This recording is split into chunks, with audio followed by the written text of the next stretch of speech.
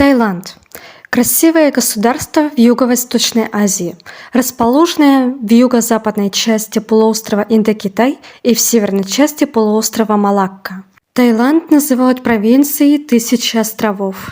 Именно ради них сюда каждый год приезжают миллионы туристов.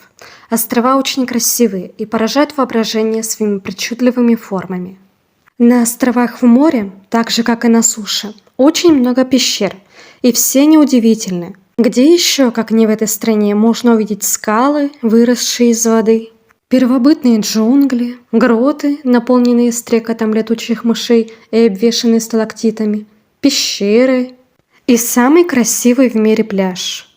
На суше существует огромное количество известняковых скальных массивов, а где известняк, там и пещеры. Тхам-Луанг Нангнон или Тхам-Луанг – система карстовых пещер в горах Дой-Нангнон на севере Таиланда.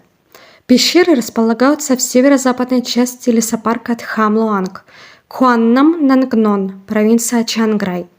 Среди спелеологов пещеры Тхам-Луанг считаются одной из самых сложных систем в мире. Именно в эти пещеры в 2018 году отправилась группа из 12 детей и их тренера по футболу.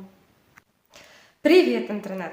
Меня зовут Виолетта, и я рада приветствовать вас на своем канале «Тайное место», на котором я рассказываю вам разные детективные истории. Я знаю, что вы долго ждали это видео, но я болела, и у меня не было сил и желания снимать новое видео. Но теперь я снова с вами, и сегодняшняя история будет очень интересная, и я надеюсь, что вам она понравится. За ней наблюдал весь мир. Поэтому я заранее прошу вас поставить лайк этому видео и подписаться на меня.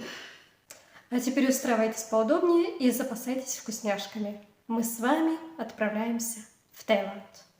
23 июня 2018 года пропала тайская футбольная команда Мупай, что переводится с тайского как «дикие кабаны» или «лесные вепри», которая состояла из 12 подростков возрастом от 11 до 16 лет, и их тренера Экапхона Чантхавонга 25 лет. В школах Таиланда футбол является одним из предметов, которые именно изучают, а не играют в него. В тот день у мальчиков должен был быть футбольный матч, но его отменили, и вместо мальчиков у мальчишек была тренировка. После завершения тренировки мальчики и их тренер решили завершить учебную неделю коротким походом. Они отправились в пещеру Тхам-Луанг. Поход был приурочен ко дню рождения одного из игроков команды, который не смог пойти в пещеру вместе с остальными. На этот день бюро погоды прогнозировало дождь, но мальчики и их тренер неоднократно уже бывали в этой пещере, и поэтому никаких проблем не должно было возникнуть. Тем более, что они планировали короткий поход, так как один из мальчиков к вечеру должен был быть дома. Мальчики оставили у входа свои велосипеды и ботинки и отправились вглубь пещеры с фонарями, водой и легкой закуской. И пропали. Знак на входе в пещеру предупреждает туристов от посещения пещеры в сезон дождей, который продолжается с июля по ноябрь. Но в этот год ливни пошли раньше и сильнее обычного. И как раз в этот момент группа ребят и их тренер были в пещере и не знали о надвигавшейся опасности. Когда ребята повернули в обратный путь, то они обнаружили, что тропка, по которой они шли, залита водой. Они посчитали, что сбились с пути. Покружив по нескольким рукавам пещеры, они поняли, что все выходы вперед и назад отрезаны. Они выбрали место повыше, забрались на него и принялись ждать спасения. От входа их отделяло 4 километра. Ребята жили в горной местности, и некоторые из них не умели плавать. Поэтому ребята постарше сначала проверяли, насколько глубоко в воде, а потом уже переходили реку вброд. Чем больше воды поступало в пещеру, тем дальше вглубь пещеры уходила команда, пока они не нашли маленький островок, где стали ждать спасения. Сильные течения, скальные породы, недостаток света и грязная вода – все это сделало возвращение невозможным. Родители мальчиков стали бить тревогу, когда их дети не вернулись домой к позднему вечеру. Главный тренер Ноппарат Кантхавонг говорил, что за полчаса получил не менее 20 звонков от родителей мальчиков.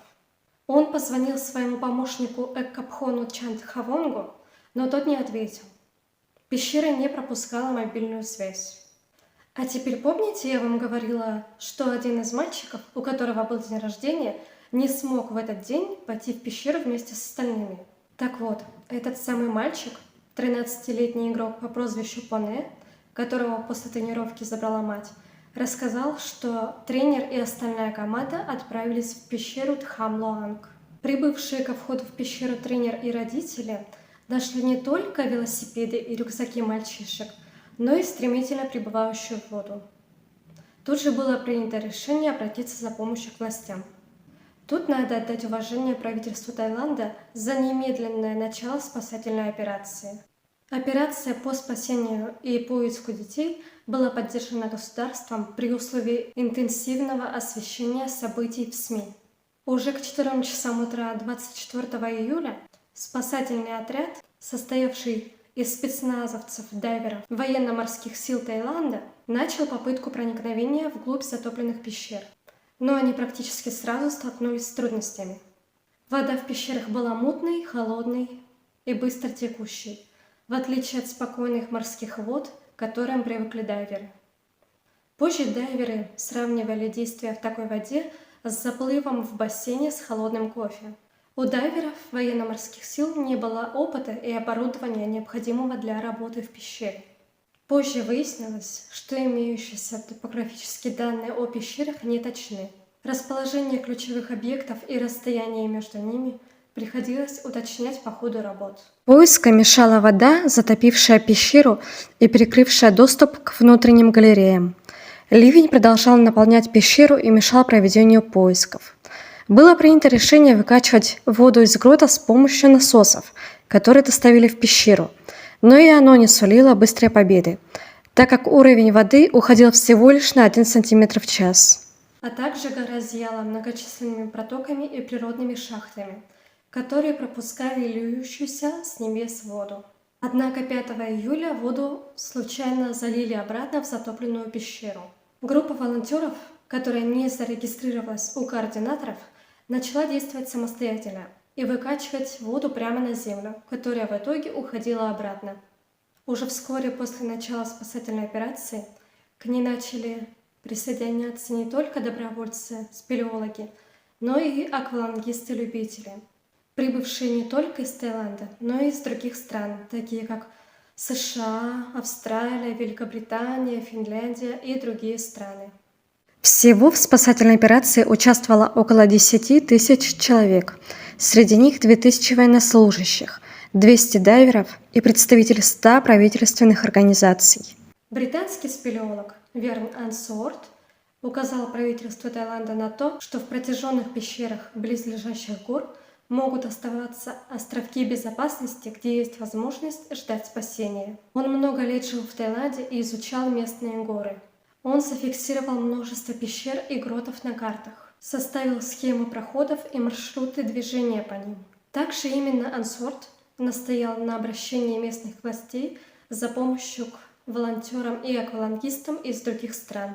В ряды наиболее опытных подводников, способных помочь в данной ситуации, были 2 спасателя из Великобритании с 30-летним стажем – Рик Стентон и Джон Волантон. Именно они первыми найдут ребят и их тренера.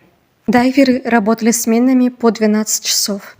3 спасателей пропали в ходе работ и были обнаружены только через 23 часа страдающими от кислородного голодания.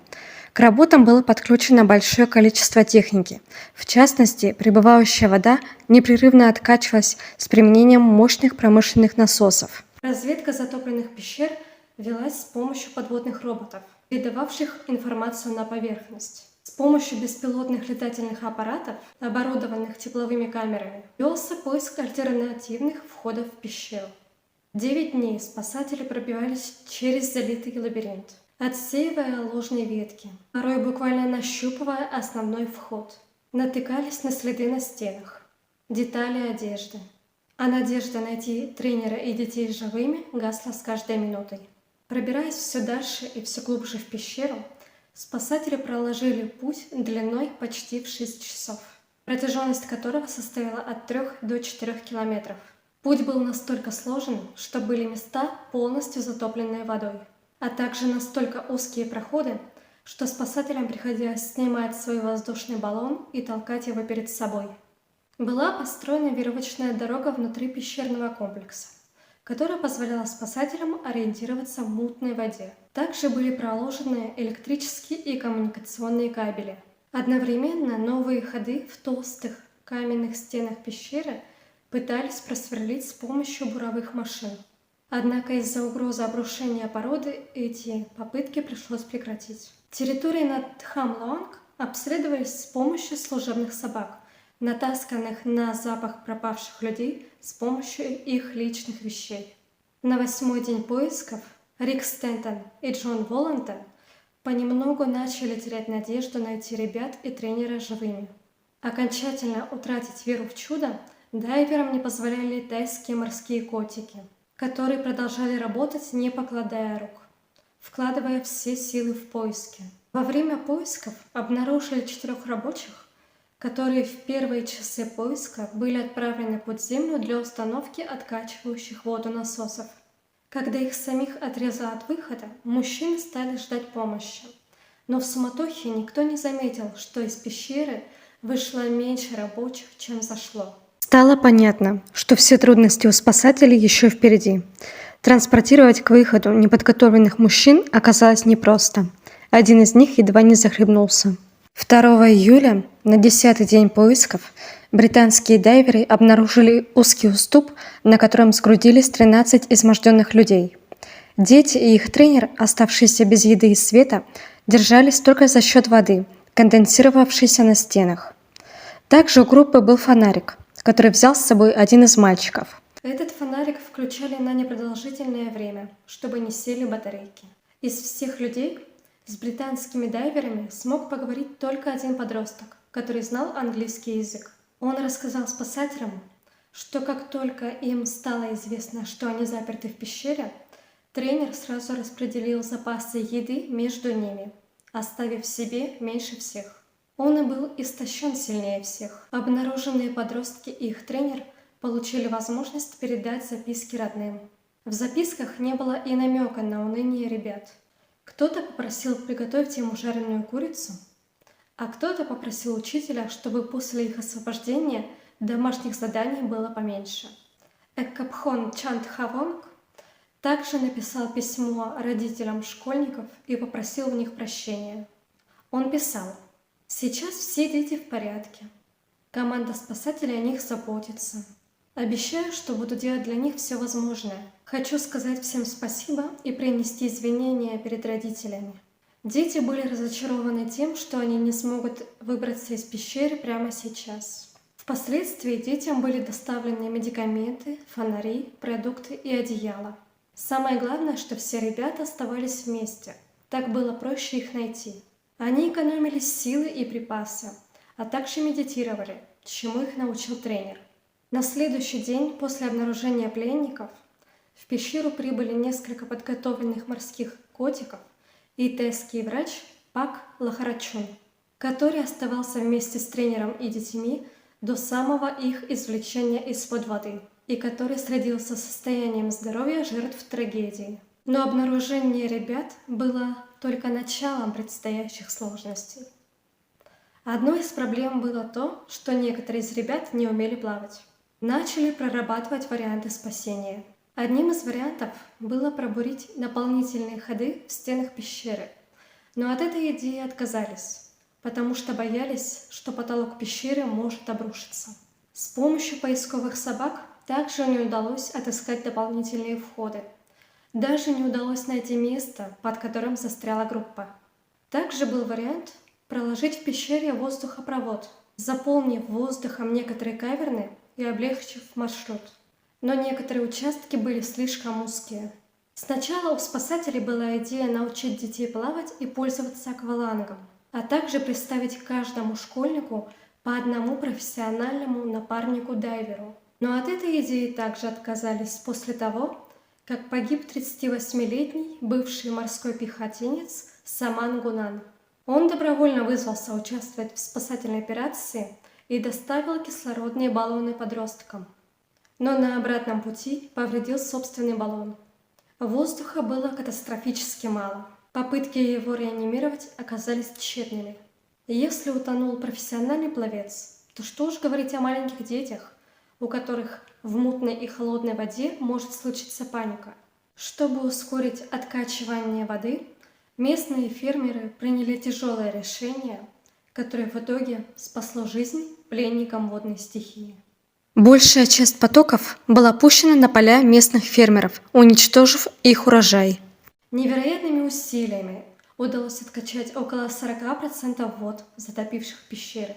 Помощник тренера помогал своим подопечным справиться с первыми паническими атаками, а также учил их урокам медитации, которые позволили ребятам сохранять спокойствие, экономить энергию и тратить как можно меньше кислорода. Сам тренер Эккапхонт Чандхавонг несколько лет провел в монастыре, после того, как потерял в детстве обоих родителей. Изредка он выбирался из него, чтобы навестить свою бабушку, а после того, как ее здоровье ухудшилось, он решил вернуться к светской жизни, чтобы заботиться о ней. Но и после этого Чандхавонг продолжал часто ходить в храм и помогал волонтерам его восстанавливать. Именно навыки, приобретенные тренером в монастыре, помогли команде выжить в холоде, темноте и практически без еды. Рассматривался вариант, при котором они пробудут в пещерах несколько месяцев, до конца сезона муссонов, когда уровень воды упадет. Однако прогнозы были неутешительными. Ожидались новые дожди, а содержание кислорода в пещере, где были заперты дети, падало, угрожая дойти до концентрации в 12%, которая стала бы смертельной. Из-за нахождения в пещере большого количества людей в ней накапливался углекислый газ. В пещеру закачивали кислород по трубопроводу, который еще в первые дни проложили аквалангисты. Кислород выталкивал углекислоту вниз, но лишь до определенного уровня. Позднее, в ходе пресс-конференции по итогам спасательной операции, было заявлено, что дети умеют плавать. И делали это, когда вода впервые начала подниматься. Также был почти реализован вариант с миниатюрной подлодкой, которую придумали, испытали и построили инженеры из компании Илона Маска. Но применить ее на практике не позволяли сроки, так как времени было катастрофически мало. Поначалу казалось, что времени в запасе много, а поэтому наименее рискованно дождаться конца дождей и вывести ребят. Подобное уже случалось в 2010 году, когда чилийские шахтеры провели под землей больше 2 месяцев. Но измерения показали, что воздух в пещере истощается, а точку поставили метеорологи, пообещавшие на середину июля возобновление дождей с удвоенной силой. Значит, воды станет еще больше, течение сильнее, и насос не справится. Поэтому в ночь на 7 июля было принято решение извлекать, невзирая на неумение плавать, состояние здоровья и возможную панику на трудных участках. Всем известно, что времени на раздумья у спасателей было немного, а риски слишком велики. Как сказал один из дайверов, если мы нырнем сейчас, кто-то, возможно, умрет. Но если мы не нырнем, умрут все. А мы поплывем собирать 13 тел. И единственным способом вывести ребят на поверхность было попробовать усыпить их, надеть кислородные маски с силиконовой прослойкой и позволить опытным дайверам всплыть вместе с ними. Операция по выводу людей из пещеры началась 8 июля. Из США были доставлены специальные маски, закрывающие все лицо, через которые подавалась обогащенная кислородом газовая смесь. Маски были рассчитаны на взрослого человека, но испытания в местном бассейне показали, что их можно приспособить и для детей. Вдоль всего маршрута эвакуации были натянуты тросы, за которые можно было зацепить карабин или держаться руками. Каждого человека сопровождали по 2 спасателя, которые несли его воздушный баллон. При этом в самом узком месте тоннеля им самим, чтобы протиснуться, приходилось снимать со спины свои собственные баллоны. На другом участке, изобилующем острыми уступами, шланги насосов были приспособлены в качестве импровизированной горки, по которой съезжали коконы со спасенными людьми. Еще в одном месте коконы перемещались с помощью плавучих носилок. В одной из пещер на маршруте, которая не была полностью затоплена, было оборудовано место для отдыха. Специально для этой операции был приглашен австралийский дайвер По профессии анестезиолог Ричард Харрис, который сначала отказался от этой идеи, но впоследствии пришел к выводу, что это единственный способ вывести ребят на поверхность. В качестве анестетика был выбран кетамин, высокая доза которого погружает пациента в состояние, близкое к трансу. К нему добавлялся ксанакс для снижения беспокойности и атропин, уменьшающий слюноотделение и предотвращающий опасность захлебнуться собственной слюной мальчикам, находящимся без сознания. Для детальной разработки плана спасения водолазы тренировались в бассейне, практиковались надевать маски на ребят постарше и помладше, опускать их в воду лицом вниз и держать их, преодолевая преграды и тоннели. Когда началась операция по извлечению ребят из пещеры, ребята вели себя очень мужественно. Никто из них не плакал и не паниковал, узнав некоторые нюансы операции.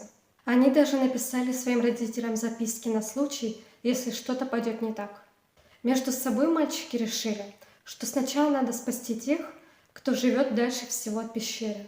Они были уверены, что после того, как выберутся, то просто сядут на велосипеды и поедут домой. Каждого человека нужно было усыпить на 3 часа. План был такой. Сначала ребенок получал таблетку успокоительного Xanax, затем в ногу кололи кетамин, и он засыпал. Но действие кетамина длится всего 1 час. Поэтому у водолазов с собой были шприцы для дополнительных уколов уже в подводном тоннеле. Также детям и их тренеру связывали руки и ноги, чтобы тела стали более обтекаемыми, а руки не цеплялись за сталагмиты и обломки скал. Позже доктор Ричард Харрис признался, что не был уверен в успехе операции. Другие были настроены более оптимистично, но и они считали, что как минимум 5 мальчишек не выживут. Начало спасательной операции назначили на 8 июля. В пещере с ребятами были доктор Харрис и 4 аквалангистов. В нескольких местах в тоннеле ждала подмога. Водолазы с дополнительным оборудованием должны были проверять состояние каждого ребенка, акваланги и доколоть необходимые препараты. К счастью, план сработал, и в первый день удалось вызволить 4 мальчиков. На следующий день все прошло так же, но возникла проблема с одним из мальчиков. Он начал просыпаться под водой. Повезло, что это случилось не в самом узком участке пещеры. Спасатель вовремя заметил происходящее и сделал дополнительный укол. На 3-й день дожди усилились, и работу пришлось ускорить. Пещера стремительно заполнялась водой, а там еще оставались 4 мальчишек и их тренер. Видимо, из-за спешки во время спасения старшего мальчика его ноги запутались в проводе, натянутом в тоннеле. Водолаз был вынужден прижать его ко дну и разрезать провод. Это еще раз подтвердило правильность решения усыпить мальчиков. Даже взрослый человек не смог бы остаться спокойным в такой ситуации. Последним спасли самого маленького из ребят. Дело в том, что никак не удавалось найти достаточно маленькую маску для него. В итоге одну подобрали чуть ли не в последние часы, но никто не был уверен, что она подойдет. Поэтому его вели через тоннель особенно осторожно, чтобы не задеть аппарат или саму маску. В некоторых местах дайверы привязывали детей к себе. Ниже, в более широких проходах, детей помещали на переносные носилки, подвешенные к тросу, закрепленному под потолком пещеры, и везли так. После того, как спасенных людей вывозили на поверхность, их сначала на машинах скорой помощи, а потом на вертолетах доставили в больницу города Чанграй. Спасательная операция завершилась 10 июля, а на следующий день, как и предсказывали синоптики, на Таиланд обрушились сезонные ливни, которые полностью затопили пещеру. Так что если бы спасатели помедлили хотя бы еще 1 день, то жертв наверняка было бы не избежать. Юные футболисты и их тренер провели в затопленной пещере 17 дней. За все время спасательной операции участникам нельзя было разглашать информацию и делиться фотографиями, чтобы предотвратить распространение ложной информации. Это было связано с тем, что в сети появились данные о 6 поднятых на поверхность в первый день, хотя их было всего 4. Родителям разрешили увидеться с детьми, однако целовать их и заключать в объятия было нельзя. Общаться можно было только через стеклянную перегородку. Запрет сняли после того, как провели все медицинские обследования. Первоначально сообщалось, что все спасенные выглядят здоровыми.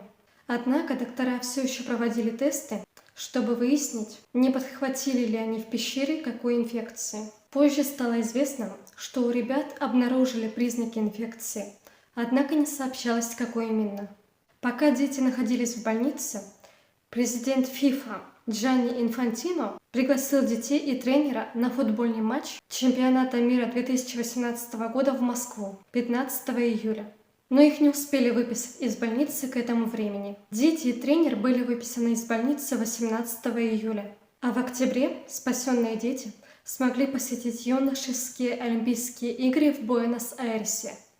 Саман Кунан, который погиб во время спасательной операции, был посмертно произведен в капитаны 3-го ранга и удостоен одной из высших наград Таиланда – Ордена Белого Слона.